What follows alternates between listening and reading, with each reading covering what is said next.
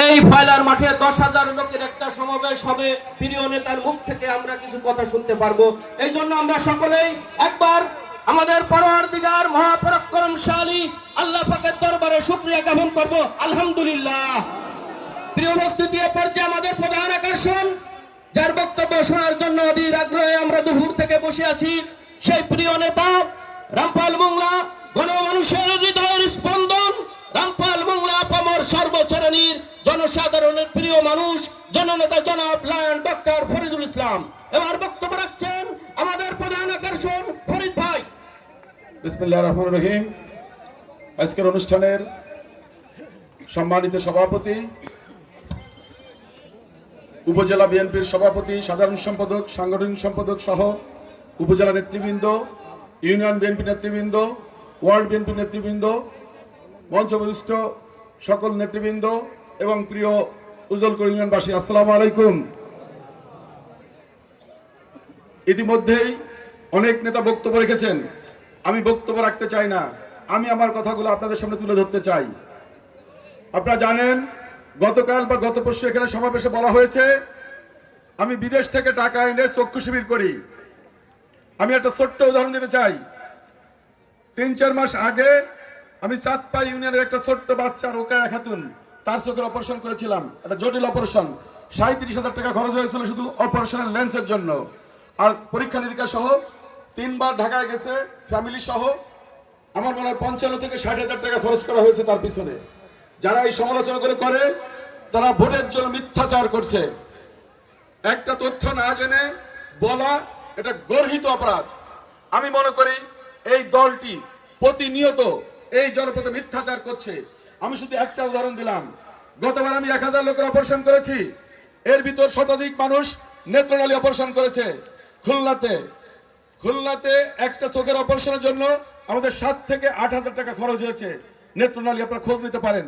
100 মানুষের অপারেশন করলে 8 লাখ টাকা খরচ হয়েছে। যারা এই সমালোচনা করেছে তারা 8 টাকা দিয়ে সাধারণ কোনো মানুষকে সহযোগিতা করেছে কিনা সেটা আমার প্রশ্ন। সুতরাং আমি 2009 সাল থেকে শুরু করে এই পর্যন্ত যে চক্ষু শিবির করছি, আমি আমার নিজ উদ্যোগে করছি। হ্যাঁ, ক্যাম্প করলে আমি লায়ন্স ক্লাব ইন্টারন্যাশনাল থেকে একটা বেনিফিট পাই, কিন্তু সেটা ফ্রি না। আমি বলতে চাই যারা সমালোচনা করেছে বা আমাকে ইহুদি বা নাসারা এই ধরনের তুলনা করেছে, আমি বলতে চাই তারা এখন বেঈমানে পরিণত হয়েছে। আপনারা জানেন সবাই, তারা বলেছে জান্নাতের কথা। আপনাদেরকে আমি ছোট্ট করে বলতে চাই, কোরআন হাদিস কোথাও উল্লেখ নাই কেউ জান্নাতে ভোট দিলে যেতে পারবে। বাইতুল মুকাররমের ইমাম, কাবা ঘরের ইমাম, কারো যোগ্যতা নাই বলা যে এই লোকটা জান্নাতে যাবে।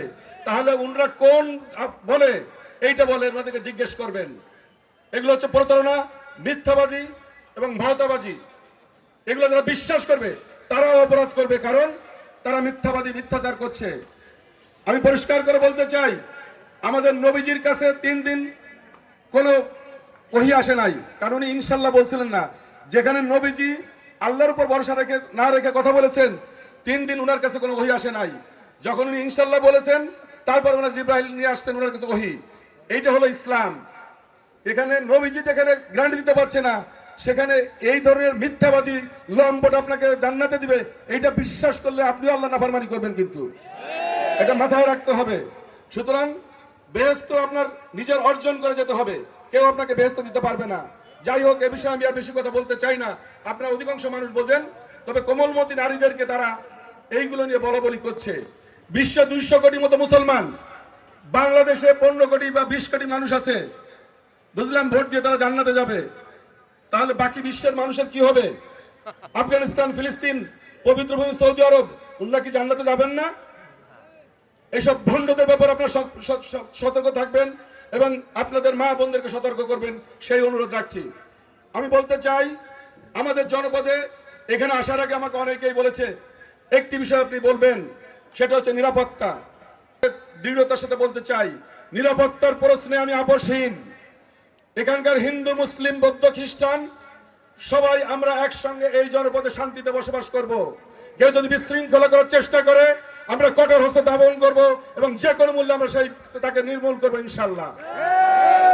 এখানে কোনো মাদক কারবারির কোনো রাজ্য হবে না, এখানে হবে শান্তির রাজ্য। মাদক কারবিরকে আমরা নির্মূল করবো ইনশাল্লাহ।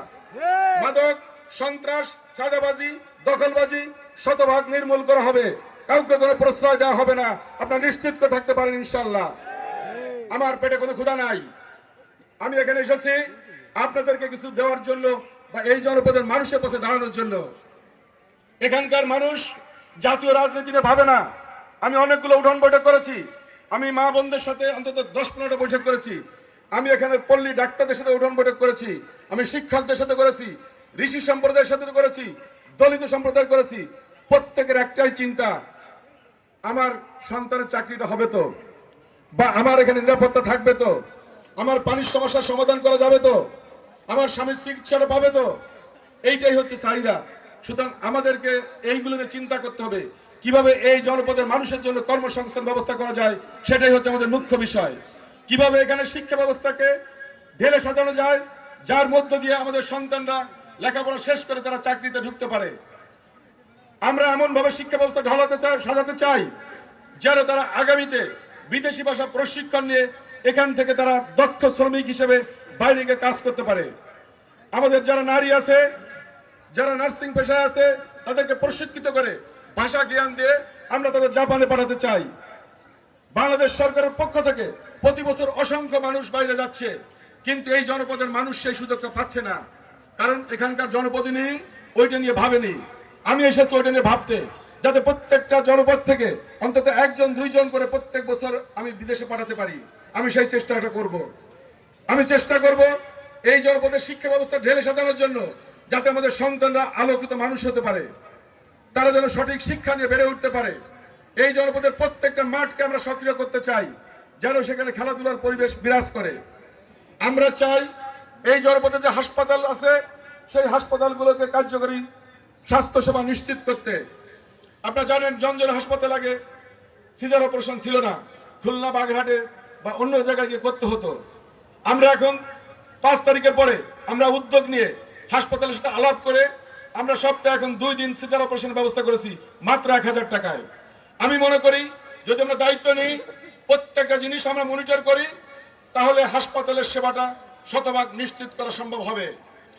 প্রত্যেকটা মানুষকে আমরা স্বাস্থ্য সেবা নিশ্চিত করতে চাই। বিএনপির একটা অন্যতম টার্গেট আমরা ঘোষণা করেছি, আমাদের যে কর্মসূচি সেখানে বলা হয়েছে সবার জন্য স্বাস্থ্য সেবা আমরা নিশ্চিত করব। থানা স্বাস্থ্য কমপ্লেক্সে পরিষ্কারভাবে উল্লেখ করবো আমরা ডিজিটাল ডিসপ্লেতে, যেখানে কি কি সেবা দেওয়া হচ্ছে, কি কি ঔষধ আছে, আমাদের মানুষগুলো যেন প্রতারিত না হয়। আমরা মনে করি এগুলো করলে আপনারা এখানে সঠিক স্বাস্থ্য সেবাটা পাবেন। নারী, শিশু, বৃদ্ধ তারা সবাই এই সেবাটা থানা স্বাস্থ্য কমপ্লেক্সে গিয়ে পাবে। আমরা চাই এই জনপদের অবকাঠামোর উন্নয়ন করতে। আমাদের বিশ্বমানের সম্পদ আছে সুন্দরবন। সুন্দরবনের নিরাপত্তা প্রহরীর সংখ্যা এখন 8 কিলোমিটারে 1 জন, 8 কিলোমিটারে 1 জন প্রহরী। আমি আমার প্রিয় নেতার সাথে আলাপ করেছি, আগামীতে এই জনপদের মানুষকে আমরা সুন্দরবন সুরক্ষার জন্য নিয়োগ দেবো ইনশাল্লাহ। আমরা মোংলা বন্দরের সক্ষমতা বাড়িয়ে ওখানে কর্মচাঞ্চল্য তৈরি করব। ইপিজেডে বিনিয়োগ বাড়িয়ে ওখানে আমাদের জনপদের দক্ষ অদক্ষ সকল শ্রমিকের জন্য, সকল মানুষের জন্য আমরা কাজের সুযোগ করে দেবো ইনশাল্লাহ। আমরা চাই একটি কর্মমুখী শান্তিময় জনপদ। এখানে অনেক দখল বাণিজ্য অনেক কিছু হয়েছে। আমরা চাই 12 তারিখের পরে প্রত্যেকটা জিনিসের সুষ্ঠু সমাধান। এই ব্যাপারে আমরা কোনো কম্প্রোমাইজ করব না। ব্যক্তি নয়, আমরা দেখব ওই বিষয়টা সঠিক কিনা। আমি পরিষ্কার করে বলতে চাই, আমি এখানে দুর্বৃত্তায়ন করার জন্য আসেনি বা এখানে মাস্তান তৈরি করার জন্য আসেনি। সুতরাং আপনারা আমার প্রতি আস্থা রাখতে পারেন। অনেক সনাতন ধর্মাবলম্বী নারী পুরুষ প্রতিনিয়ত আমার সঙ্গে যোগাযোগ করছে 12 তারিখের পরে কি হবে। আমি বলতে চাই 5 আগস্টের পরিবর্তনের পরে অনেকে আশঙ্কা করেছিল লক্ষ লক্ষ মানুষ মনে হয় সমস্যায় পড়বে, ধর্মীয় প্রতিষ্ঠানগুলো ক্ষতিগ্রস্ত হবে। রামপাল মোংলা 16টা ইউনিয়ন কোথাও একটি মন্দির, গির্জা বা মসজিদ বা কোনো প্রতিষ্ঠান আক্রান্ত হয়নি। আমাদের সহযোগিতা দিয়ে সেগুলো আমরা সুরক্ষা করেছি। একটা ডাকাতি হয়েছিল আমাদের বৌদ্ধমারিতে, আমি বিকাল 4টায় গিয়েছি, বলছি রাত 10টার ভিতরে যদি এটাকে উদ্ধার করা না হয় তাহলে ওই লোককে আমি পুলিশের কাছে হ্যান্ড ওভার করবো। রাত 9টার ভিতরে সমাধান করেছিলাম। একটা হিন্দু পরিবারের মারাত্মকভাবে সেখানে ক্ষতিগ্রস্ত হয়েছিল। আমরা দায়িত্ব নিয়ে 5 ঘন্টার ভিতরে উদ্ধার করেছি। সুতরাং ধরে নিতে পারেন আমাকে ক্রয় করা সম্ভব না, আমাকে দিয়ে কোনো খারাপ কাজ করানো সম্ভব না। সুতরাং আপনারা নিশ্চিত থাকতে পারেন এই জনপদের প্রত্যেকটা মানুষ 13 তারিখ থেকে নিরাপদে পরিবারের সাথে ঘুমাবে, কোনো লম্পট কোনো দুর্বৃত্ত সেটাকে ব্যাঘাত করতে পারবে না ইনশাআল্লাহ। এখানকার মানুষের ফয়লা বাজার কেন্দ্রিক, বিমানবন্দর অধিগ্রহণ কেন্দ্রিক কিছু আপত্তি আছে, কিছু অভিযোগ আছে। আমরা চাই সেই মানুষের ন্যায্য অধিকারটাকে ফিরিয়ে দিতে, যৌক্তিক অধিকার, এবং বিমানবন্দরের জায়গা নিয়ে বিমানবন্দর বা এখানে কিভাবে এটাকে বাস্তবায়ন করা যায় সেটা নিয়ে আমরা কাজ করতে চাই। না হলে এখানে অন্য কোনো কর্মসংস্থানে আমরা সুযোগ করতে চাই, যেন এই জনপদের মানুষ যেন সেখানে কাজের সুযোগ পায়। আমি এটা নিয়ে কাজ করছি ইনশাল্লাহ। আপনারা যদি আমার প্রতি আস্থা রাখেন, আমি আপনাদের কর্মসংস্থান, শিক্ষা, স্বাস্থ্যসেবা, যোগাযোগ অবকাঠামো, আমি এগুলো নিয়ে কাজ করব।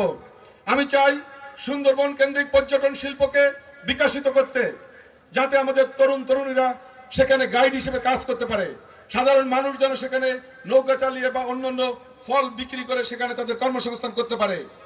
আমরা মনে করি আমাদের এই জনপদের সঙ্গে বাইরের সিঙ্গাপুরের সাথে অনেক মিল আছে। সিঙ্গাপুরে একটা সেন্তোসা আইল্যান্ড আছে, আমাদের সুন্দরবন আছে। সিঙ্গাপুরে একটা সুন্দর সমুদ্র বন্দর আছে, আমাদের মোংলা বন্দর আছে। সুতরাং আমি মনে করি ওই দেশটা শুধু সেবা বিক্রি করে, তারা পৃথিবীর বুকে সবচেয়ে ধনী দেশ, সবচেয়ে ভালো সম্মানিত জাতি হিসেবে আছে। তারা স্বাস্থ্য খাতে উন্নতি করে, এখন সেটাও তারা সেবা করছে।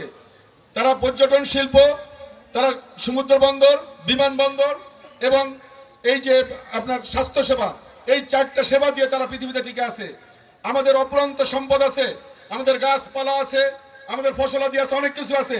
পাশাপাশি এই সম্পদগুলোকে যদি আমরা কাজে লাগাতে পারি, এখানকার প্রত্যেকটা মানুষের কর্মসংস্থানের সুযোগ হবে ইনশাল্লাহ। আমরা মনে করি আমাদের সন্তানরা যদি সঠিকভাবে বেড়ে উঠতে পারে, তাহলে আগামীতে তাদেরকে জাতীয় পর্যায়ে, আন্তর্জাতিক পর্যায়ে আমরা নেতৃত্ব নিয়ে যেতে পারবো। তার জন্য আপনাদেরকে পরিবর্তন হতে হবে, হীন মানসিকতা ত্যাগ করতে হবে, এবং এই দখলদার বা চাঁদাবাজি বা এই যে মাদক কারবারি, এগুলো থেকে সরে আসতে হবে। সমাজের ক্ষতি হয়, নষ্ট হয়, এই ধরনের কোনো কাজ করার সুযোগ বিএনপি কাউকে দিবে না। বিএনপির নাম ব্যবহার করে কেউ করার সুযোগ পাবে না। প্রিয় ভাই বোনেরা, আপনাদেরকে অনুরোধ করব, এই যে সুযোগটা আপনাদের আসছে দীর্ঘ 17 বছর পর, অনেক আত্মত্যাগের বিনিময়ে 24-এর সে জুলাই আগস্ট বিপ্লবের মধ্য দিয়ে সহস্রাধিক মানুষের আত্মহুতি, হাজার হাজার মানুষের পঙ্গুত্ব, অন্ধত্ব, এর মধ্য দিয়ে কিন্তু আজকের এই নির্বাচনটা আমাদের সামনে আসছে। ওই রক্তের প্রতি শ্রদ্ধা দেখিয়ে আপনাদেরকে অনুরোধ করব, এবার আপনারা সঠিক সিদ্ধান্ত নেবেন দেশটা কোন দিকে যাবে। আপনারা যদি সঠিকভাবে দায়িত্ব পালন করেন, তাহলে ইনশাল্লাহ আমরা মনে করি আমাদের প্রিয় নেতা তারেক রহমান সাহেব দেশ গড়ার যে পরিকল্পনা করেছে, তার আলোকে এই জনপদের প্রত্যেকটা মানুষ সুখে শান্তিতে বসবাস করতে পারবে। ব্যক্তিগত জীবনে আমি কিন্তু আপনাদের এই জনপদের মানুষ, আমার বাড়ি বড়দিয়া, একদিকে মোংলা নদী, একদিকে কুমারখালী, আর একদিকে দাউদখালী, ওই বদ্বীপে আমি বেড়ে উঠছি। আমি জানি এই জনপদের মানুষের কি সমস্যা আছে, এই জনপদের মানুষের কি সম্ভাবনা আছে। আমি চাই সত্যিকার অর্থে এই জনপদের তরুণ প্রজন্মকে নিয়ে একটি সুন্দর জনপদ করতে। আমি চাই মুরব্বীদেরকে সত্যিকার অর্থে তাদের জীবনের শেষ দিনগুলোতে যেন তারা আরামায়েশে কাটাতে পারে, সেই ধরনের একটা পরিবেশ তৈরি করতে। আমাদের রাস্তাঘাট অবকাঠামোর উন্নয়ন হলে এখানে পর্যটন শিল্প কিন্তু শক্তিশালী হবে। আমাদের ঢাকা মোংলার সাথে যোগাযোগ ব্যবস্থা উন্নত হলে এখানকার অনেক মানুষের কর্মসংস্থানের সুযোগ হবে। আমরা এগুলো নিয়ে কাজ করতে চাই। সুতরাং আপনাদের প্রতি আমার আহ্বান থাকবে, আপনারা এগুলো নিয়ে চিন্তা করুন। আর নারীদের জন্য বিএনপি আত্মকর্মসংস্থানের চিন্তা করছে। নারীদের জন্য ফ্যামিলি কার্ডের কথা বলা হয়েছে, যাতে প্রত্যেকটা নারী প্রধান, অর্থাৎ পরিবারে যিনি নারী প্রধান, তার নামে একটা কার্ড থাকবে, ফ্যামিলি কার্ড, যে কার্ডের মধ্য দিয়ে উনি মাসে 2500 টাকা বা তার সমমূল্যের খাবার সামগ্রী সে পাবে, যাতে তার আত্মমর্যাদা সে পরিবারে বসবাস করতে পারে, তার সন্তানের শিক্ষার ব্যবস্থা করতে পারে, ন্যূনতম চাহিদা মেটাতে পারে। সেজন্য বিএনপি এদেশের নিম্নবিত্ত মধ্যবিত্ত শ্রেণী পরিবারের জন্য এই পরিকল্পনা করেছে। আমরা কৃষকদের জন্য কৃষক কার্ড প্রবর্তন করব, এবং তার মধ্য দিয়ে কৃষকরা তাদের কৃষি উপকরণ ক্রয় করার সুযোগ পাবে। এই জনপদে আরো কিছু সমস্যা আছে, যেমন সুপেয় পানির সমস্যা। প্রত্যেকটা এলাকায় লবণাক্ততার কারণে পানির সংকট দেখা দিয়েছে। ব্যক্তিগত পর্যায়ে আমি হয়তো 2-3টা জায়গায় সমাধান করতে পেরেছি, কিন্তু এত বড় জনপদে রাষ্ট্রীয় সুযোগ সুবিধা ছাড়া সেটা করা সম্ভব নয়। আমরা চেষ্টা করব কিভাবে এই জনপদের প্রত্যেকটা মানুষের জন্য পানীয় জলের ব্যবস্থা করা যেতে পারে, সেটার জন্য আমরা কাজ করব ইনশাল্লাহ। আমি চাই এই জনপদে যে নদী ভাঙ্গন আছে সেগুলো নিয়ে কাজ করতে। আমাদের এই জনপদের মানুষের সুরক্ষার জন্য অফ দ্য ভেরিবাদ সহ এই ধরনের প্রকল্প হাতে নিতে, যার মধ্য দিয়ে আমাদের জনপদকে আমরা সুজলা সুফলা হিসেবে গড়তে পারবো। আপনাদেরকে অনুরোধ করব, আপনারা 12 তারিখে একটি ভোট দিবেন, তার মধ্য দিয়ে আপনারা নির্ধারণ করবেন আগামী 5 বছর এই জনপদে আপনাদের কতটুকু উন্নয়ন হবে।